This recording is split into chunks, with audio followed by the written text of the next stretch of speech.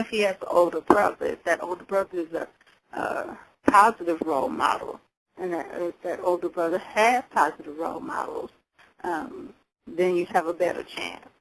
But if the older brother didn't have positive role models and he's negative, then of course the younger brother will either be trying not to be like the older brother or will become just like the older brother.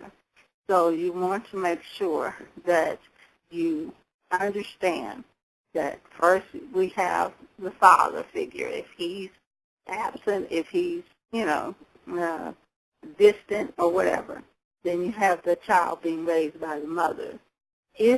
Once you have the situation where the child is raised by the mother, you now have him entering school.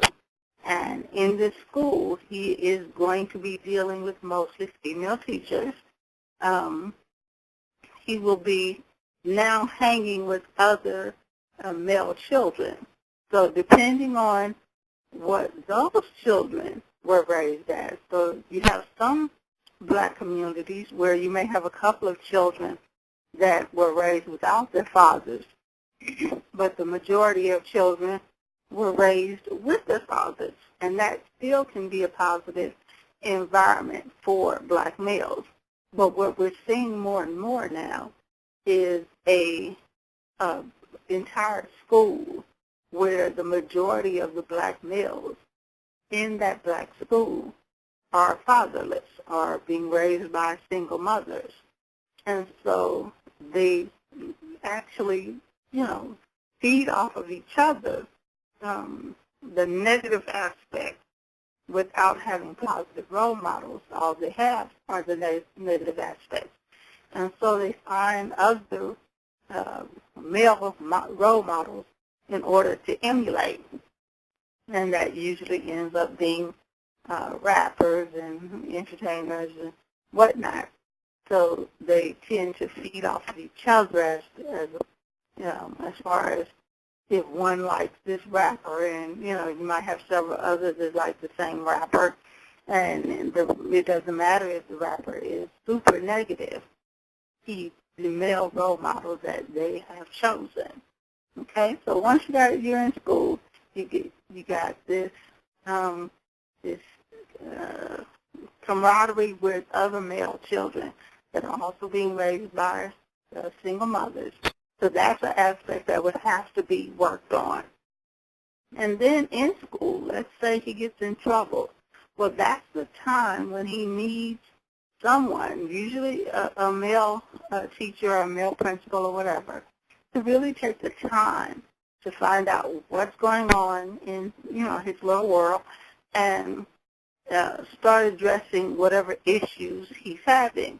But what tends to happen, because the administration and teachers are so overwhelmed by so many children with so many needs and so many problems, that they tend to just say, well, we can't deal with this.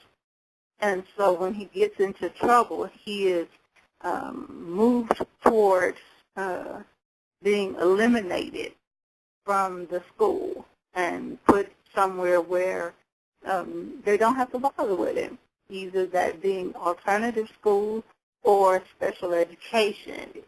A lot of times when male children get into trouble, they automatically, the adults automatically assume that he's either slow or hyper or whatever the situation, not realizing that he is a male child that doesn't get to go out and play, that doesn't get to burn off energy, that doesn't get to explore, doesn't get to get dirty, doesn't get to have fun. And so he tends, the children now, male children nowadays, tend to be more of the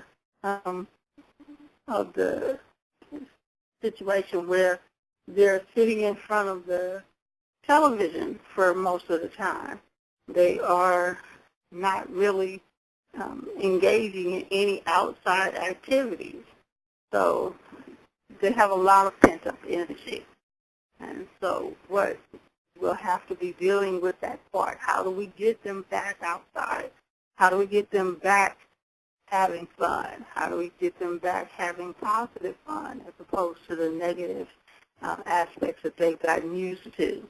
Okay, so now he finally makes it, hopefully, to some part of high school.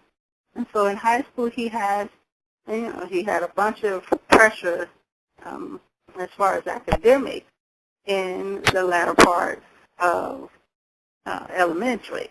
In middle school, he's introduced to decisions, negative aspects, whether it be smoking or girls or whatever. In high school, he actually is making those decisions and solidifying his belief in the right or wrong of those particular things. So if he was approached or engaged in smoking in middle school on a limited basis, well, by the time he gets to high school, he is a smoker. He is a cigarette smoker, whatever. So if he was dealing with young girls while he's in middle school, then by the time he gets to high school, he is usually engaging in very destructive behavior with young girls. So, after that, you're talking about whether or not he's going to make it the 11th, 10th, 11th, 12th grade to actually be able to graduate.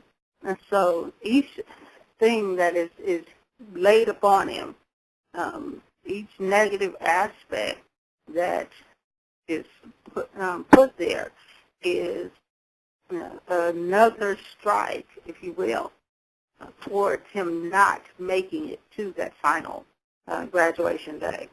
So you have a large number of them that build up so much hostility and so much antisocial behavior, so much disinterest or whatever you want to, call it, that they tend to drop out. So they'll drop out at 10th, 11th, and sometimes 12th. But 9 times out of 10, you can get them to the 12th grade, as long as they don't get into any fights or anything major.